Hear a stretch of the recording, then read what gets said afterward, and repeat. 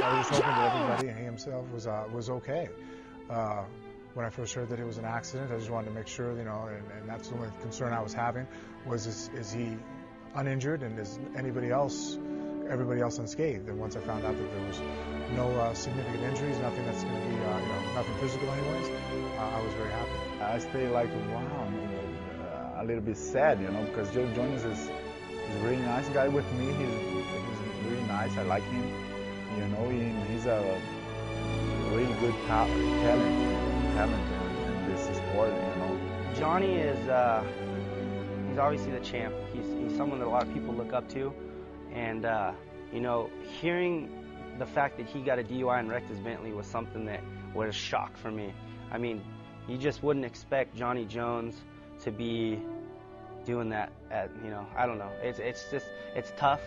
You know, you got to be smart. Obviously, a lot of athletes, a lot of people like to go out and have some fun, you know, especially after a fight. You'll have a few beers, but you just got to be smart about it, man. You can't be driving. You can't, you know, be doing stupid stuff like that. And especially someone that is the champ and someone that people look up to, you know, there's tons of little kids that look up to him. And, you know, to see and hear that kind of stuff is just probably heartbreaking for a lot of those people. And, you know, I think you just got to be smart when you're doing stuff like that. When I first heard, you know, a DUI thing, I was just glad that nobody was hurt. It wasn't, you know, the worst thing that happened was he wrecked that nice car. That's the good news in the whole thing. He's a young buck. He's dealing with these kind of super crazy stuff that no one could imagine. I couldn't imagine getting that at 24, like being the world champion, you know. And people really vilified him for doing that. And yeah, DUI is terrible. Like, yeah, you don't want to get drunk and drive your damn car. You got enough money for a cab. But he wasn't thinking clearly. I really think that he'll learn from this experience. I mean, he knows what he did wrong. You know, he's a smart guy. You know, in that situation, just hopefully, you know, he's okay. You know, first of all, and you know, just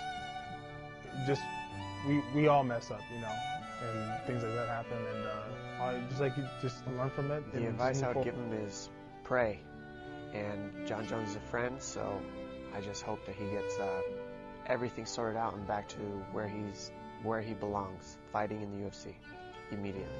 You know, because you are amazing drinking. If you don't drink, it's gonna be unbeatable. We all make mistakes. Everybody has slipped and fallen at one time or another. I get mad at people that are quick to judge him. You know, how could you ever drink and drive? And I'm not ever going to say it's right and it's wrong to drink and drive. But if you're a person who drinks, and you're going to tell me and look me in the eye and tell me that you've never gotten behind the wheel when you've had more than one beer an hour or one shot or one glass of wine, you drove when you shouldn't have, and you made a mistake. Now, the difference is that he made, you know, he bad luck, got bit on his bad mistake. A good thing that now maybe he can learn from it now and not continue to do that on. But we all fall down. And the point is, you get back up and you march forward and you acknowledge what you did.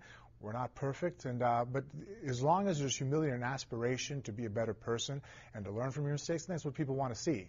When you know, if you brush it off and sit there and go, I didn't do anything wrong, that's when people get upset. But you accept it. Hey, we all screw up. I want to meet the person who's never screwed up.